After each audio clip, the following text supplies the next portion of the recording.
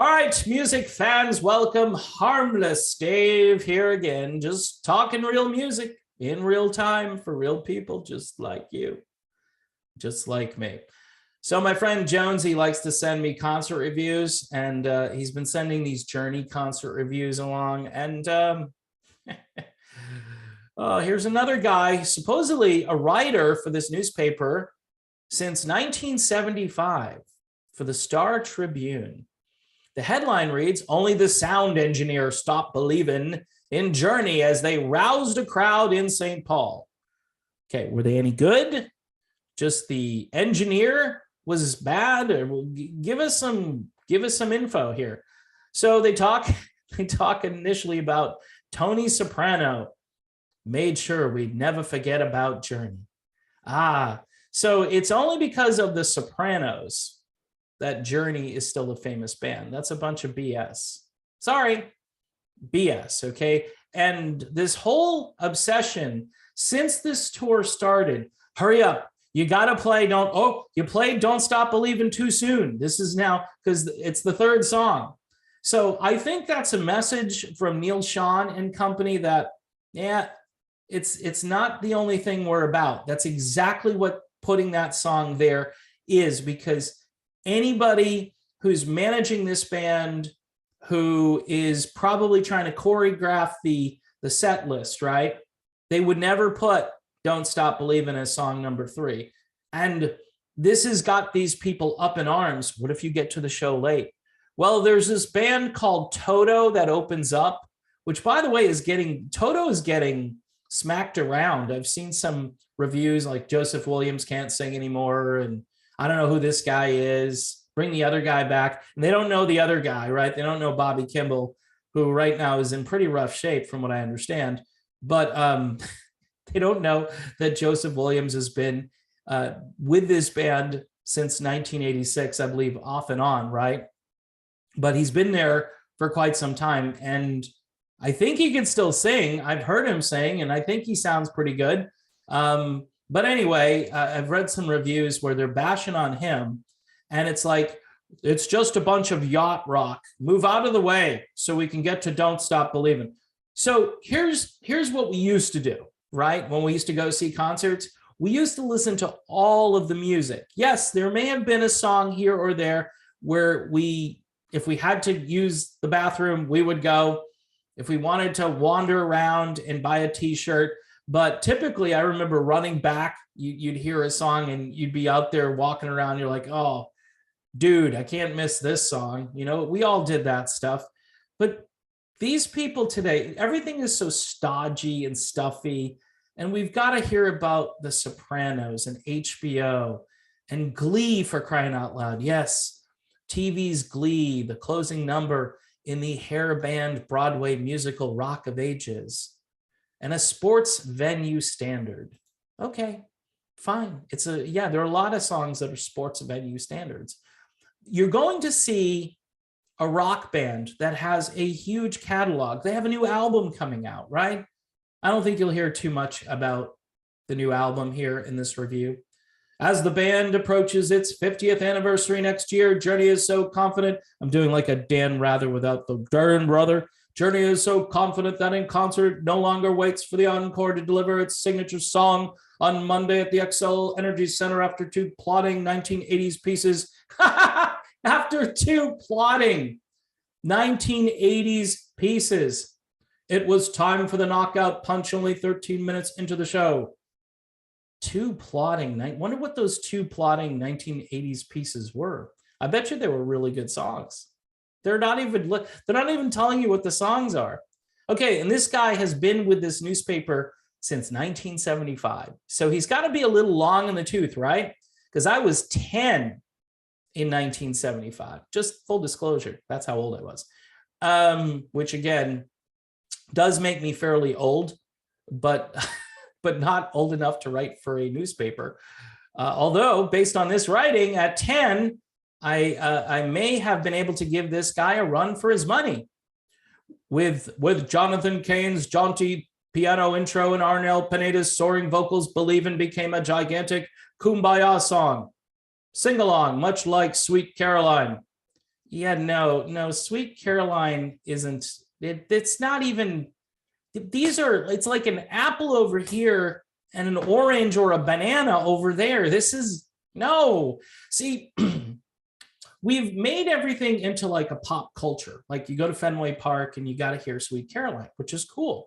I have no problem with that. It's part of the whole, it's like an experience, right? So now, if the song isn't somehow tied to like the Sopranos, everybody, when they hear the first few notes, right, they're thinking, oh, what's Tony going to do? No, they're just thinking about the song. They're thinking about how great the song is. But some of us are thinking, man, is this played a lot, overplayed, too much play? And, you know, those two pieces, those two 1980s plotting pieces at the beginning, wow, what were those? I mean, can we just get to Don't Stop Believin' so we can go home?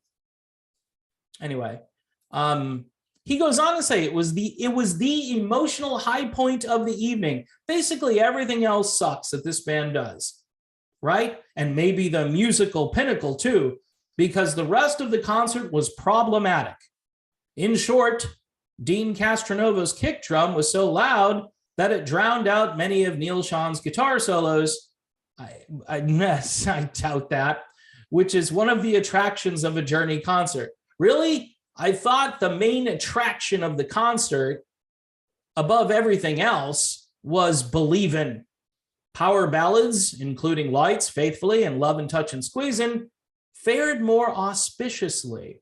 But still, the bass drum put more power than necessary in these quieter, more sensitive selections. Really, Love and Touch and Squeezin' is a sensitive selection? All right.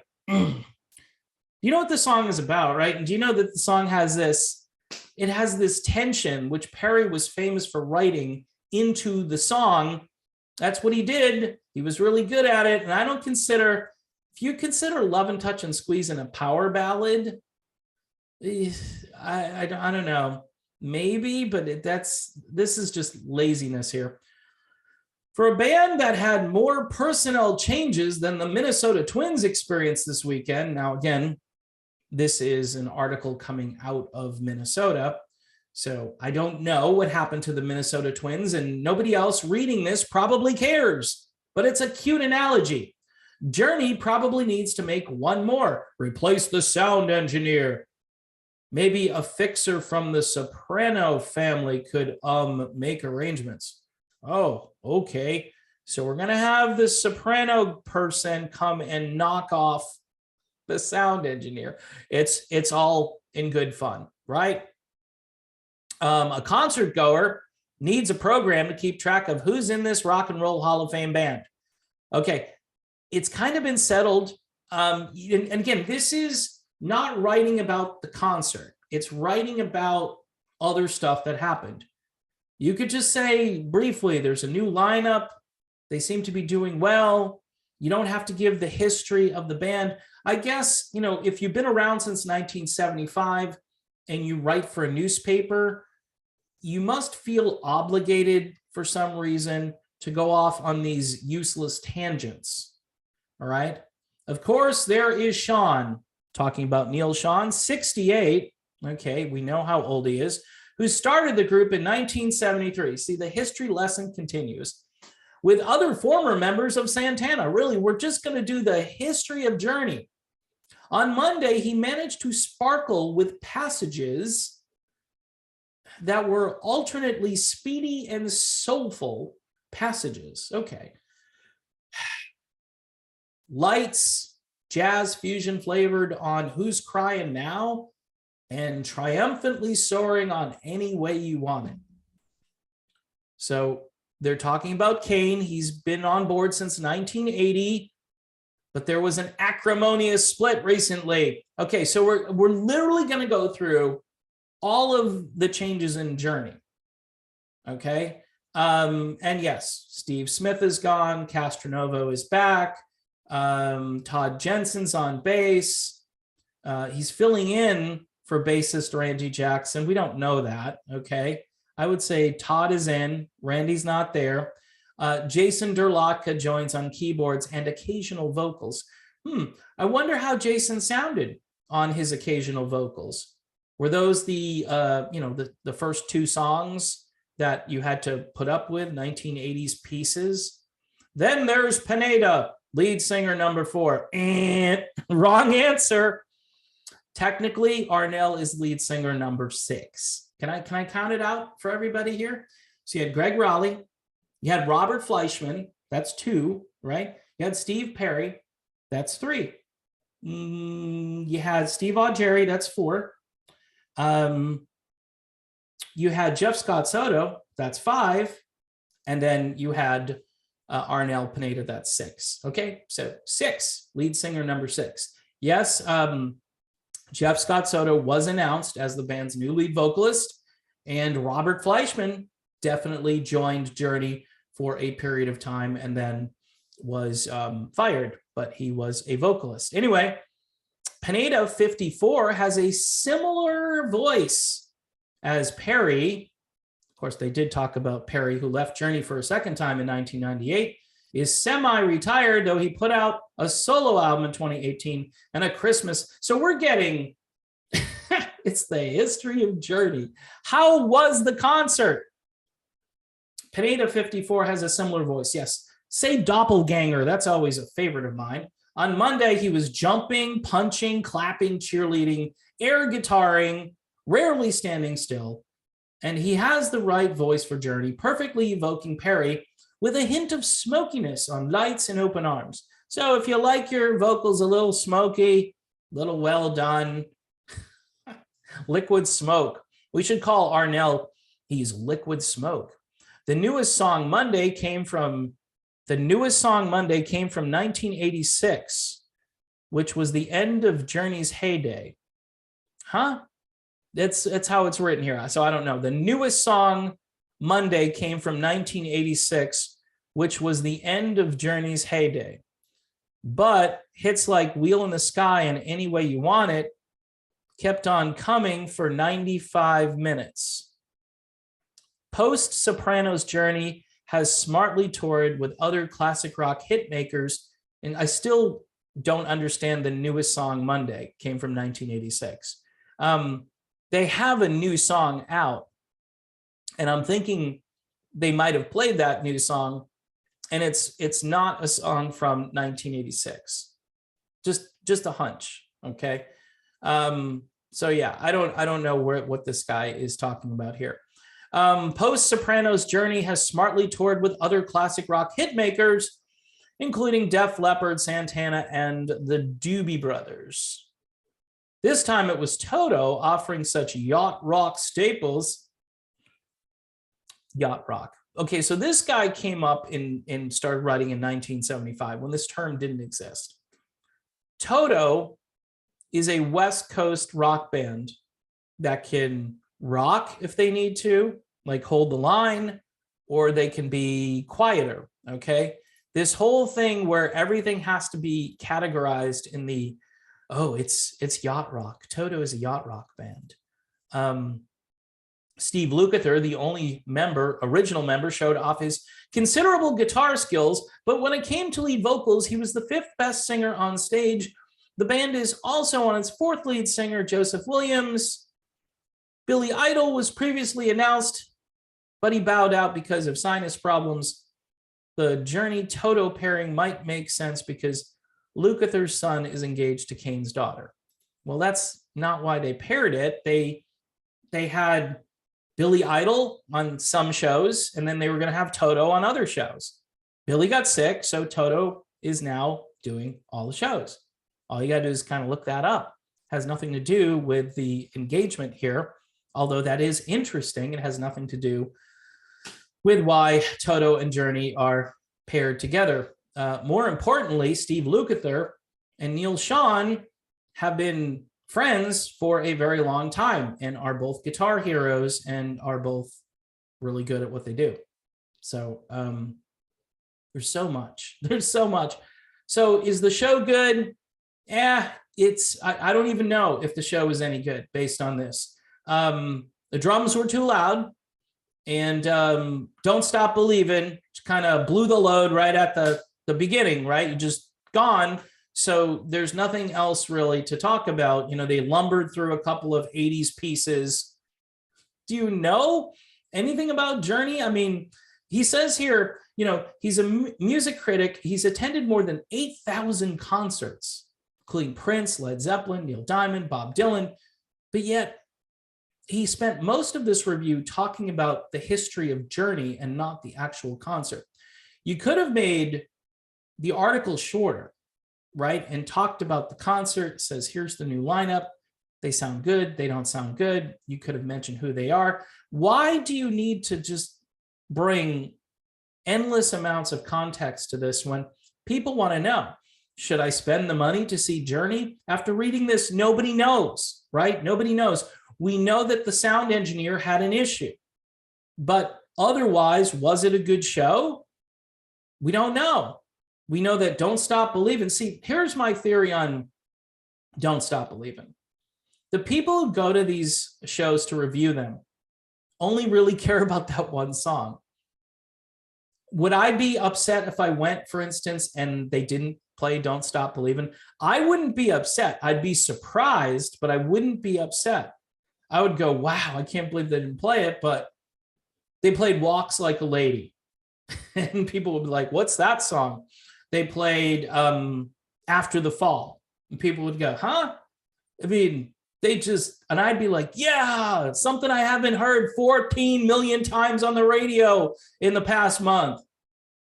But that's me, right? Former radio guy, tired of the same old stuff, really like this band for their whole catalog and, you know, not caught up in this pop culture moment, which, again, is it selling tickets for Journey? Yes, you can't deny it. Is it making people, you know, write about the details? No, it's the only details they write about is the historical context, which, again, if you're a casual fan and you only care about that one song, you don't care about these details. Was it good? Was it not good? Did Arnell sound good? Did Neil sound good? You complained about Dean Castronova being too loud. Was any good on drums? And how about the new guy on bass? Was he any good? Todd Jensen? We don't know. All right. I've spent way too much time on this. I blame my friend Jonesy, who keeps sending me these. There's another one. I'm not going to do like one a day. I am planning on seeing Journey. So buckle up for that. I'll do my own review. And then I'll tell you, you know, I won't give you the Sopranos lowdown because, again, I think this audience is way smarter than that. And most people who are still following these dinosaur rock bands like I am, and I say that in an affectionate way, not in a sort of demeaning way. It's just, it seems like fewer and fewer of us are doing this stuff, following this stuff, and caring about this stuff. And those who are given the task of reviewing aren't really doing a great job. This is like the second or third review I've read where it's just a lot of nonsense and they're just not talking. This, again, if this guy's been around since 75, I take a little time to actually talk about the show. All right. And all these details, which have been out in the media, you know, Steve Lukather's son is engaged to Jonathan Cain's daughter. Okay. I don't know, man. I don't know. I mean, I get it. It's the TMZ culture. You know, people do rubberneck all the time. And this is kind of rubberneck journalism. It's not horrible because there are times where you can work it in to something else you're talking about. But if you wanted to do a separate article about all the stuff that Journey has gone through and all of that drama, that would be a separate article, and it would probably take up a lot of ink, you know, if you went through the entire history of the band. But we have to hear it's 1973 and it's Neil Schon and Greg Raleigh, Ross Valerie, right? Ross Valerie, I think, used to hang around with Steve Miller Band at one point. So there's a lot of history there. It's interesting, but it should be put in a separate article. Anyway, I'm rambling. That means I have to stop. Thanks for watching. Don't forget to subscribe, folks. Patreon. I need your help. $1 a month. Who knows about this channel in the future? I am kind of tilting back more toward the music end of things. Keep in mind, though, if you like the political commentary, I have another channel. It's called The Real Media Observer, and you can get to that channel by going to the banner part of this page, clicking on the YouTube icon, and it should take you to that page where I do specifically political commentary. It doesn't mean I won't work it in to this channel from time to time if it's pertinent, but the way people are behaving on certain things right now when it comes to, say, health issues or issues of war and peace right now, mostly war. But the point I'm making is that you can only say so much. You know, if you say too much, you're going to get blocked, banned, you're going to get warnings and all that. And I'm trying to avoid that. I've built this channel for over 6 years now, 6 or 7. I don't even know. I can't even keep track. I think it's about 6. But anyway, I want to thank everybody who's here, and I will see you soon.